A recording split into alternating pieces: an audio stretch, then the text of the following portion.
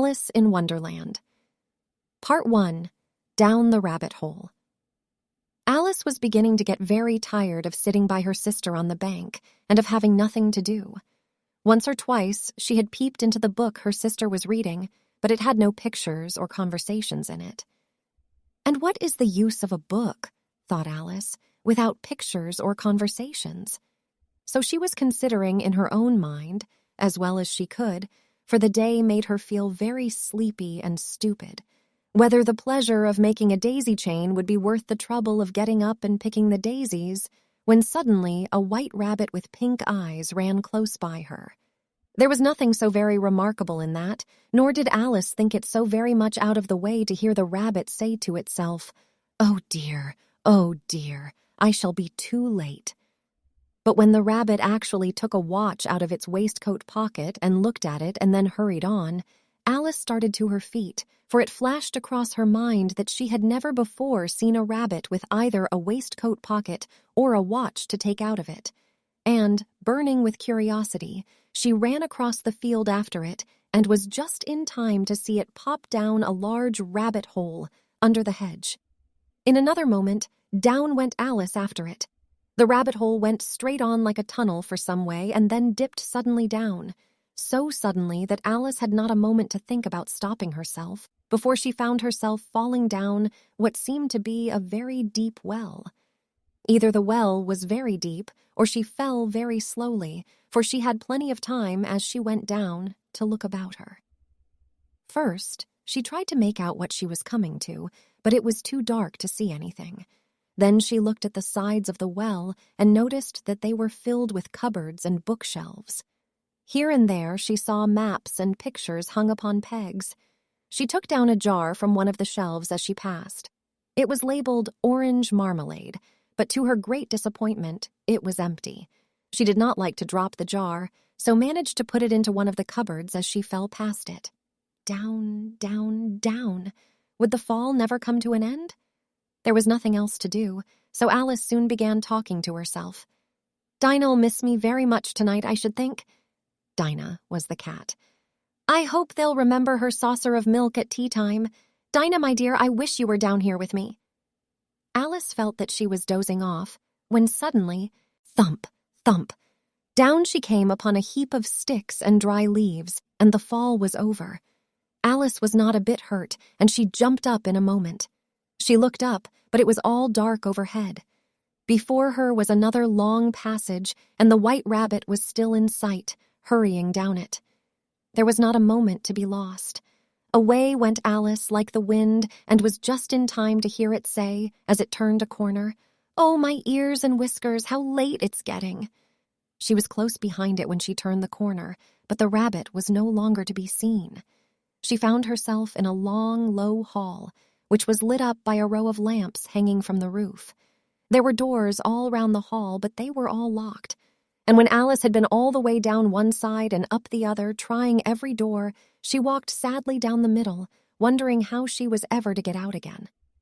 Suddenly she came upon a little table, all made of solid glass. There was nothing on it but a tiny golden key, and Alice's first idea was that this might belong to one of the doors of the hall. But alas, either the locks were too large or the key was too small. But at any rate, it would not open any of them. However, on the second time round she came upon a low curtain she had not noticed before, and behind it was a little door about 15 inches high. She tried the little golden key in the lock, and to her great delight it fitted. Alice opened the door and found that it led into a small passage, not much larger than a rat hole. She knelt down and looked along the passage into the loveliest garden you ever saw. How she longed to get out of that dark hall and wander about among those beds of bright flowers and those cool fountains, but she could not even get her head through the doorway. "Oh," said Alice, "how I wish I could shut up like a telescope. I think I could, if I only knew how to begin." Alice went back to the table, half hoping she might find another key on it, or at any rate, a book of rules for shutting people up like telescopes. This time she found a little bottle on it, "which certainly was not here before," said Alice, and tied around the neck of the bottle was a paper label with the words, "Drink me," beautifully printed on it in large letters. "No, I'll look first," she said, "and see whether it's marked poison or not," for she had never forgotten that if you drink from a bottle marked poison, it is almost certain to disagree with you sooner or later. However, this bottle was not marked poison, so Alice ventured to taste it, and finding it very nice, it had a sort of mixed flavor of cherry tart, custard, pineapple, roast turkey, toffee, and hot buttered toast, she very soon finished it off. "What a curious feeling," said Alice.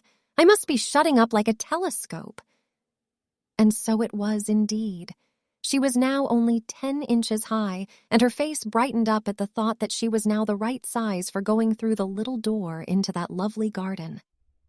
After a while, finding that nothing more happened, she decided on going into the garden at once. But alas for poor Alice.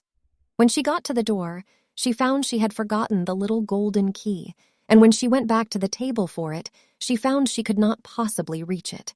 She could see it quite plainly through the glass, and she tried her best to climb up one of the legs of the table, but it was too slippery, and when she had tired herself out with trying, the poor little thing sat down and cried.